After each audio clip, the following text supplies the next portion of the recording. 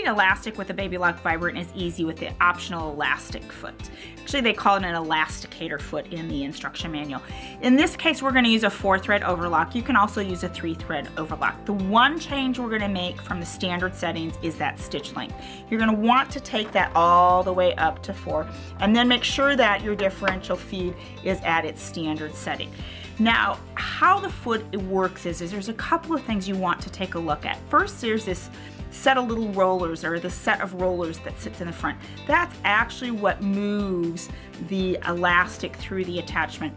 And then there's a static bar that sits underneath that. The elastic will sit in between those two pieces. To release that, we will pull back on the front and simply slide our elastic in. Now, once I release that, I now have a little bit of tension, you can see, between the roller and that static bar. I'm going to pull the length of my elastic towards me because that's what I'm going to sew into my project. The next thing that we're going to want to make sure is that we pull a length of elastic behind the presser foot. This is really important when you're using the elastic foot. Our last component piece is this knob that sits on top. This actually controls the tension between the roller and the static bar, meaning the tighter I make this, the more pressure that is placed on this elastic, which means it will stretch it more. To get that optimum setting, you're going to want to play with the elastic you're using because different elastics require different tension. I'm going to take that down to probably almost, I'm going to say that's like almost 1/8 of an inch from this top ridge here. Now we're ready to exchange out our presser feet. I'm taking the standard presser foot off and I'll slide it out of the way, and now I'll put the elastic foot in place.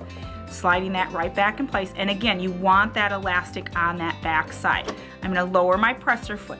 Now, when you're looking at the elastic to see the position of where it needs to sit in relationship to the roller, you can see that you have this open space here. This tells me I have about a 1/2 inch of space, roughly maybe a 5/8, and that's about as large as I can use for the elastic if I want the tension on the entire piece of elastic.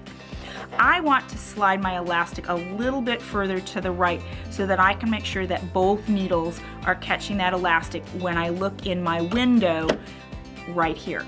Okay, now I'm ready to place my fabric underneath the presser foot. Place my fabric wrong side down because I want the elastic to be on the back side of my fabric. What's going to happen, the blade will trim that fabric edge and my elastic will be attached as I'm sewing. Now, you don't have to pull on this elastic because remember, the tension on the elastic is being taken care of by the presser foot. And just slide that right up to the cutting blade, and I'm going to take a couple of stitches to grab that elastic, and we're off. Now, you'll find that when you first start out, and this is why it's very important to make sure that stitch length is at 4, that you might get a little bogged down on some of these stitches. So what I do is I actually just pull on that elastic on the back side just to help feed. See how easy? And see how that fed that through now? And now I'm going to continue to stitch, and my elastic, as you can see, that the tail is curving up. That means that my elastic is being stretched. And I'm going to put a little bit more tension on it so you can just see the differences in the tension. And again, I'm just trimming that edge, a little bit more tension. And you can see again, see how easily that's curling up on me? I'm going to put maybe a little too much tension on, so I'll back off. And what will happen sometimes is, you notice, see how my elastic slipped?